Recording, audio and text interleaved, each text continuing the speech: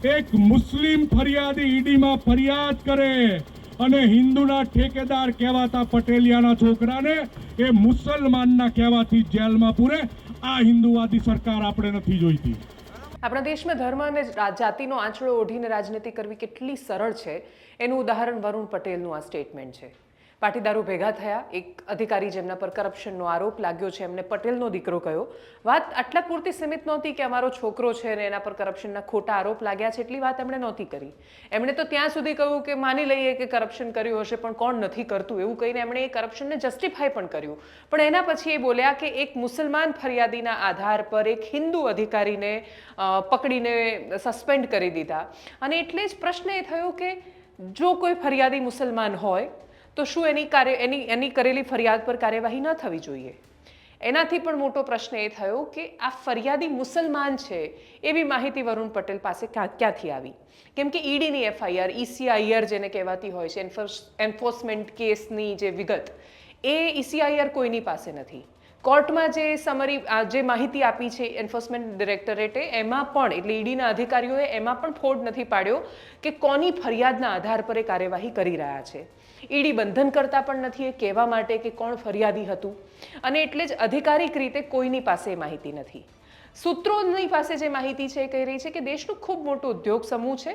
બે ત્રણ જે તર્ક લાગી રહ્યા છે એમાં કોઈક એનું રાજકોટ કનેક્શન જોડી રહ્યું છે, તો કોઈ કહી રહ્યું છે કે એક દેશનું બહુ જ મોટું ઉદ્યોગ ઘરાનું જે પેઢીઓથી આ બિઝનેસમાં છે, આ પ્રકારના અલગ અલગ બિઝનેસીસમાં, એની સાથે વાંધો પડ્યો અને ખંડણી માગ્યાનો આરોપ છે કે માત્ર જે સરળતાથી લાંચ આપીને કામ થતું હોય એ નહીં, પણ જે મોરી છે એ દિલ્હી જઈને એક્સટોર્શન કરીને ખંડણી માગીને પૈસા લેવા માટે પ્રતાડિત કરતા હતા, અને એના કારણે જે તે ઉદ્યોગપતિએ દિલ્હીમાં ફરિયાદ કરી અને પછી ઈડીની રેડ થઈ। સાચું ખોટું એ તપાસ એજન્સીનું કામ છે, તપાસ કરવાનું, એ તપાસ કરશે અને સામે આવી જશે। પણ આખો એંગલ જે હિન્દુ મુસલમાનનો આવ્યો એમાં અંતે ખબર પડી કે આ તો કૂટાયું છે આંધળે બેરું। આંધળે બેરું કૂટાયું કોને કહેવાય? તો જે મુસલમાન ફરિયાદીના નામના આધાર પર વરુણ પટેલ એવો દાવો કરી રહ્યા છે કે એક મુસલમાન ફરિયાદીના કહેવાથી હિન્દુ અધિકારીને પકડ્યો, તો એ મુસલમાન ફરિયાદીનું નામ મુરેન મકસૂદભાઈ લાલીવાલા વાંચીને એમણે આટલું વાંચીને એક કન્ક્લુઝન પર પહોંચી ગયા કે મુરેન મકસૂદભાઈ લાલીવાલા નામના કોઈ વ્યક્તિની ફરિયાદના આધાર પર ઈડીએ કાર્યવાહી કરી છે પૂર્વ કલેક્ટર રાજેન્દ્ર પટેલ સામે। મુરેન મકસૂદભાઈ લાલીવાલા એન્ટી કરપ્શન બ્યુરો ગુજરાતના પોલીસ ઇન્સ્પેક્ટર છે, PI છે, અને હવે લગભગ પ્રમોટ થઈને DYSP બની ગયા છે। એટલે મુરેન મકસૂદભાઈ લાલીવાલા એ ઈડીએ જે ફરિયાદ આપી, ઈડી સ્વયં જેમાં ફરિયાદી છે, ઈડીના અધિકારી સિદ્ધાંત જૈન જેમાં ફરિયાદી છે, એને લેવાવાળા અધિકારી છે, એ એન્ટી કરપ્શન બ્યુરોના PI છે, ગુજરાત ACBમાં કામ કરે છે, અને એમનું કામ છે આ। એટલે મુરેન મકસૂદભાઈ લાલીવાલાએ ફરિયાદ કરીને એના પછી ઈડીની રેડ થઈ એવું નથી, પણ નામ પૂરતું હોય છે રાજનીતિ માટે, કોઈ મુદ્દાને હોબાળો બનાવવા માટે। એટલે મુરેન મકસૂદભાઈ લખેલું હતું એટલું પૂરતું બન્યું આખી આ વાતને ઉપાડી લેવા માટે કે જોયું, એક મુસલમાને કહ્યું ને હિન્દુની સામે ફરિયાદ થઈ ગઈ।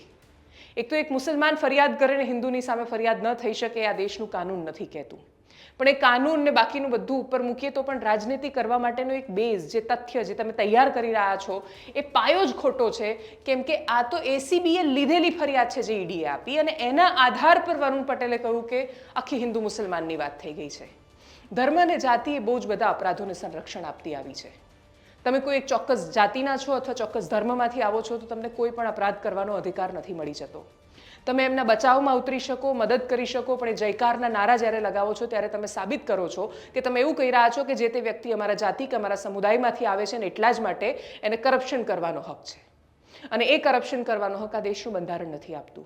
બીજું કે ખાલી ધ્યાનથી વાંચ્યું હોત તો બહુ સ્પષ્ટતા સાથે એટલું પણ લખેલું દેખાતું, જ્યાં આ લખ્યું છે મુરેન મકસૂદભાઈ લાલીવાલા, એની એક્ઝેક્ટ ઉપર લખ્યું છે પોલીસ મથકનો હવાલો ધરાવતા અધિકારીની સહી।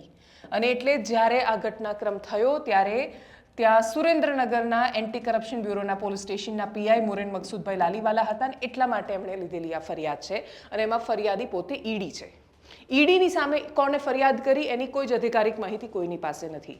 કોઈએ પણ ફરિયાદ કરી હોય, ઇતિહાસમાં પહેલી વાર થયું, અને એટલા જ માટે તમે સીધા જ બચાવમાં ઉતરી જાઓ, તમે તર્ક રજૂ કરો એ વિષય અલગ છે, અને જાહેરમાં સમર્થન કરો એ વિષય અલગ છે। પણ કદાચ કોઈનું મુસલમાન હોવું પૂરતું હોય છે હિન્દુ મુસલમાનની રાજનીતિ થવા માટે, અને કોઈનું ચોક્કસ જાતિમાંથી આવવું પણ પૂરતું હોય છે એને સંરક્ષણ આપવા માટે। કદાચ આ જ ભારતીય રાજનીતિની હવે વાસ્તવિકતા બની રહી છે. નમસ્કાર.